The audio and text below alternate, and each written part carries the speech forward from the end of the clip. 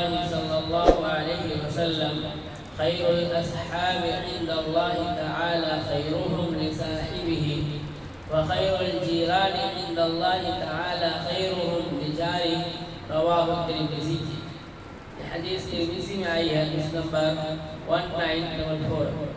حضرت عبداللہ بن عمر رضی اللہ تعالی عنہ روایت کرتے ہیں کہ اللہ کے رسول صلی اللہ علیہ وسلم نے ارشاد فرمایا کہ اللہ تبارک و تعالی کے نزدیک بہترین ساتھی وہ ہے جو اپنے ساتھیوں میں بہتر ساتھی ہو، اور اللہ تبارک و تعالی کے نزدیک بہترین پڑوسی وہ پڑوسی ہے جو اپنے پڑوسی میں سب سے بہتر پڑوسی ہے.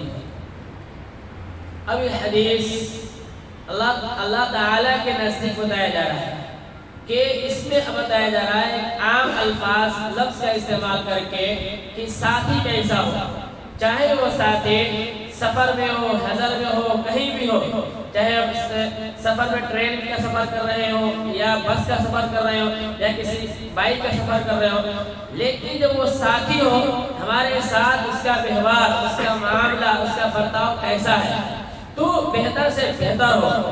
دوستی بھی ہو تو اس کے ساتھ اچھا برتاؤ کرنے والا ہو. ایک حدیث ہے کہ کل قیامت کے روز 7 ایسے انسان ہوں گے جو اللہ کے سائے میں ہوں گے. جس طریقے سے ہم لوگ کہیں کا سفر کرتے ہیں تو دھوپ زیادہ یا تپش ہو تو سائے کا تلاش کرتے ہیں، سایہ مل جائے. تو اب یہ سمجھیے کہ اللہ کے سائے میں ہوگا کل قیامت کے روز 7 میں سے ایک کو ایسا بنتا ہے. رجلان تحابا فی اللہ اجتمع علیہ وتفرق علیہ، کہ جب دوستی ہو تو اللہ کے لیے دوستی ہو، اللہ کی رضا کے لیے دوستی ہو، اللہ کے خوشنودی کے لیے دوستی ہو، نہ کہ اپنی مفاد کے لیے ہو، اپنے سے فائدہ نکالنے کے لیے ہو، نہ اسے دوستی نہیں. تو جب وہ اللہ کے لیے دوستی کر رہا ہے، اور دوست چاہے بتایا جاتا ہے ایک دوست اگر انڈیا کا ہے تو دوسرا دوست کسی دوسرے ملک کا ہو، لیکن اس کی دوستی کیوں ہوئی ہے تو اللہ کی رضا کے لیے ہوئی ہے، اللہ کے کلمے کو بلند کرنے کے لیے ہوئی ہے. تو اس واسطے کل وہ بندہ اللہ کے سائے میں ہوگا. اس سے مراد یہ ہے دوستی کیسا ہو، دوستی ہو تو اللہ کی خوشنودی، اللہ کی رضا کے لیے اور ذاتی مفاد نہ ہو. ویسے ہی کیا ہے پڑوسی کے ساتھ، اگر ہمارا پڑوسی ہے تو اللہ کے لیے ہو.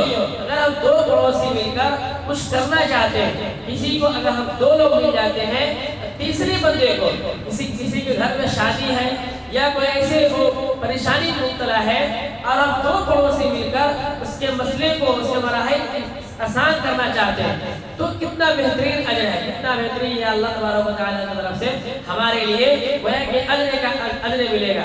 تو ہمیں چاہیے کہ ایک طرف دوست ہے دوسری طرف پڑوسی بھی ہو، تو اچھا پڑوسی ہو کہ اللہ تعالیٰ کے نزدیک بہترین نگاہ سے دیکھا جائے، اچھا سمجھا جائے، ورنہ ہم پڑوسی کے بھی نظر سے جائیں گے اور اللہ کے بھی نظر سے جائیں گے. تو ایسے پڑوسی ہونے سے کوئی فائدہ نہیں، یا ایسے خلوص دوست ہونے سے کوئی فائدہ نہیں. اللہ تبارک و تعالی ہمیں پڑوسی بننے والا بنائے یا دوست بننے والا بنائے. تو اچھا پڑوسی، اچھا دوست مہیا کریں، اور ہم بھی چاہیں اچھے برتاؤ کریں، اچھے پڑوسی بنیں، اچھے دوست بن کر کسی کے ساتھ اچھا معاملہ کریں.